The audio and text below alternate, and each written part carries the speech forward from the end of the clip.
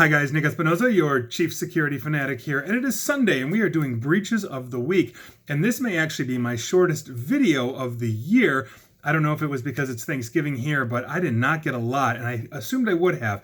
But before we begin, I'd like to thank the two people that helped me out by linking me and tagging me and all of that, and that is Rebecca Rutherford and Chris Fallon. Guys, it's always appreciated.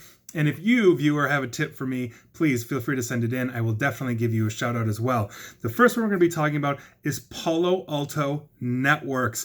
For those of you in the cybersecurity community, this may be surprising because Palo Alto Networks is one of the premier enterprise firewall and security makers on the planet. Now, personal details of some past and present employees, exactly 7, including their names, dates of birth, and social security numbers, were exposed online by a third-party vendor. Palo Alto did not name the vendor, but it just goes to show that even some of the best in the business oftentimes aren't immune. We really need to understand supply chain hacking, and we really need to hold our third-party vendors accountable. So to the 7 current and former Palo Alto Networks employees, I hope you guys get that figured out fast. Moving on, we're going to be talking about Adobe.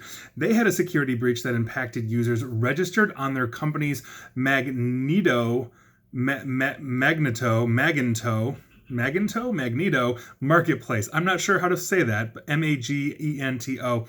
And I have no doubt that if you're on this, you know what it is. It's a portal for buying, selling, and downloading themes and plugins for Magento. I think it's Magento. Let's go with Magento. That sounds right. Magento-based online stores. Now, the website basically allowed an unauthorized third party to access account information for registered usernames, name, email address, store username, Mage ID, billing and shopping address, not to mention phone number, and limited commercial information such as percentages for payments to Adobe made to theme and plugin developers. Was there. Account passwords or financial information were not exposed according to Adobe. So if you are working with the Magento, we're going to go with that, marketplace, heads up, you may have been exposed. Moving on, we're going to be talking about a company called Mixcloud. They're out of the UK, and they are an audio streaming service. 20 million or so user accounts were exposed after their data was put on sale in the dark web. Now, this data breach apparently happened earlier in November, and this is according to a dark web reseller that supplied a portion of this data as verifiable proof to TechCrunch.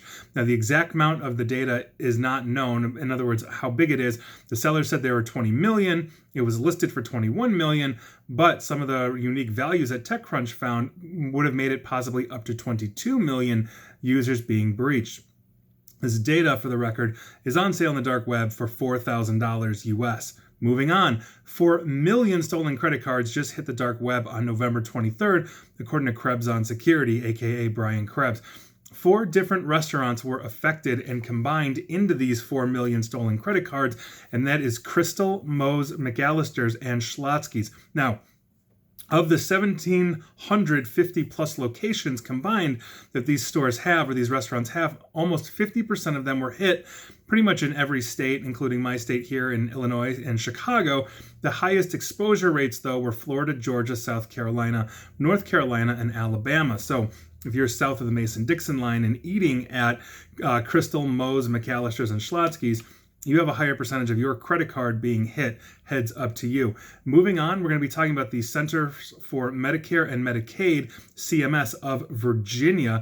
About 220,000 Medicare beneficiary card numbers may have been compromised by an unknown person or organization. It is unknown how this data breach occurred at the time of the reporting, but obviously they are taking steps to lock this down and remedy, et cetera, et cetera. So if you have anything to do with the Centers for Medicare and Medicaid, CMS in Virginia, heads up to you.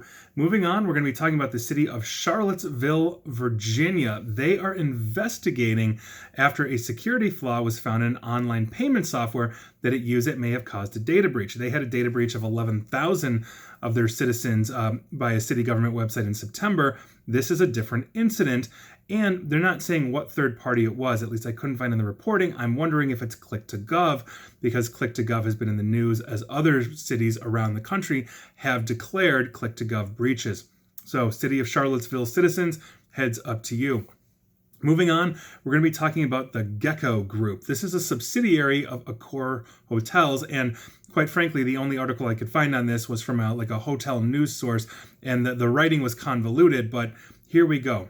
I'm going to quote this: has suffered a major data breach that may have affected a customer base of 600,000 hotels worldwide. That is massive. Gecko Group is France-based and leading European B2B hotel booking platform that also owns several smaller hospitality brands. So these also include Teldar Travel, Infinite Hotel, and those happen to be the two most brands that were exposed in this database. Now, researchers found the database of over 1 terabyte of data. This included information on Gecko Group brands and their clients, as well as external websites and platforms which their systems communicate with, such as Booking.com. Now, examples of the exposed data basically is this: hotel and transport reservations, credit card information, personally identifiable information of various parties, login credentials for client accounts, and Gecko Group-owned platforms. So that is a very, very serious breach. And if we are talking about literally 600,000 hotels worldwide, not 600 customers of those hotels, that's a very serious issue. And finally, and this is somewhat of an update, but is still definitely new, we're actually going to be talking about the state of Wisconsin. Now, more than 12 medical service providers in Wisconsin are now under federal investigation following a series of data breaches which have basically put at risk personal information of almost 500,000 patients in Wisconsin over the last 2 years. Now, the most recent breach they had, which I actually talked about last week, was Virtual Care Provider Inc. They support more than 100 nursing homes. But basically, they are not covered in this, which means in the last couple of years, we have had 500,000 people in the state of Wisconsin alone, which is a massive number for Wisconsin. That is a very serious issue. And so I think it really underscores the point is that we have a serious problem stem to stern in various verticals. Medical care, for example, in the United States falls under HIPAA compliance, and we are seeing HIPAA breaches left and right, payment card breaches left and right at restaurants that I just mentioned, and on and on and on. So this is actually a very serious problem, and I think that it's about time that the federal government not just gets involved to start looking at these things, but also starts writing new data security and privacy laws that actually keep up with our technology. As I mentioned in my video yesterday regarding DNA, we simply are outpacing technologically the laws that we have in place to actually protect citizen information.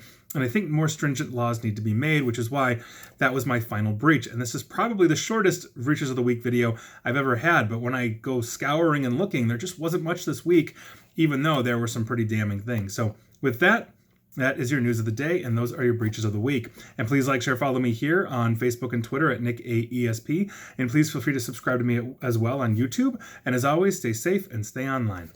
Thanks, guys.